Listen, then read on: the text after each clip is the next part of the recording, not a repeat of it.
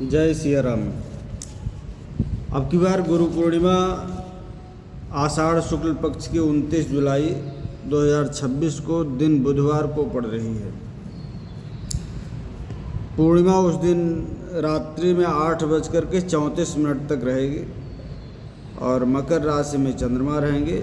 और इसी दिन गुरु पूर्णिमा वाले दिन ही यह वस्तुतः यह जो व्रत है, ये जो पूजन है, ये व्यास जी का पूजन होता है।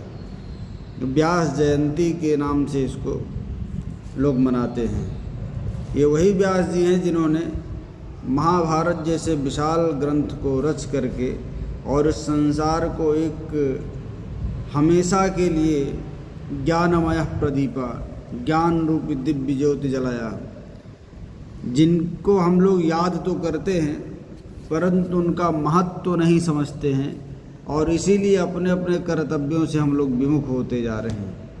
उस महाभारत की रचना को व्यास जी ने इसलिए किया कि इसको भारत के लोग खूब अच्छे से अध्ययन करेंगे, इसका अनुगमन करेंगे और जब वो उसका अध्ययन करेंगे तो उनको आधार का पता लगेगा कि हमारी मानवता, हमारी संस्कृति, हमारा संस्कार कैसे मजबूत होगा।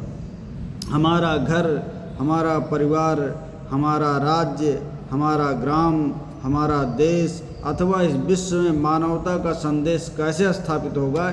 इसके लिए उन व्यास जी ने इतने बड़े महाभारत ग्रंथ की रचना की।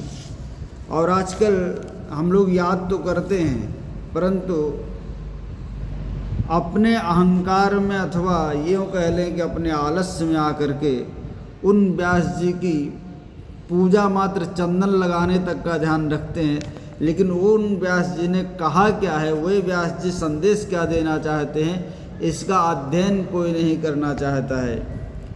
सत्यनारायण भगवान की कथा में छोटा सा एक चंचल जी ने एक पंक्ति कही है, भगवंत कथा न रुचेगी जिन्हें नहीं शास्त्र की बात पर ध्यान धरेंगे और पढ़ के अंग्रेजी कहाएंगे साहब होटल में मदपान करेंगे।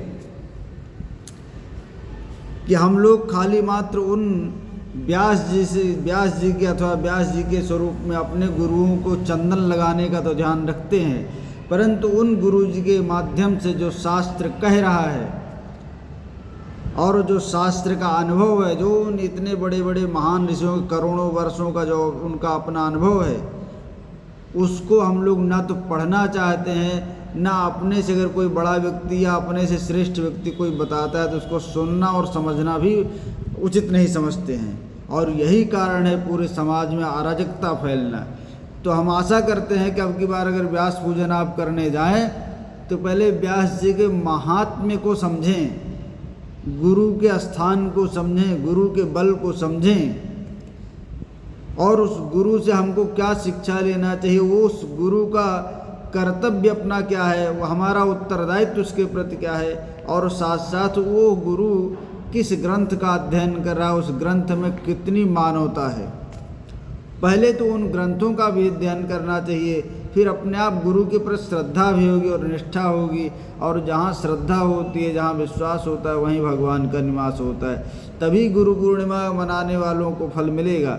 अन्यथा ये खाली चंदन लगाने जो लोग जाते हैं, अक्षत फेंकने जो लोग जाते हैं, ये भैया खाली क्रिया तो संभव है, क्रिया हो सकते, ना करने से अच्छा क्रिया कर रहे हो अच्छी बात है, लेकिन इसका फल कोई नहीं है। फल तभी है आप क्रिया के साथ साथ उन व्यास जी के माध्यम से शास्त्रों का जो अध्ययन है, शास्त्रों का जो संदेश है, उसका भी अनुगमन करें हम लोग। जय सिया राम।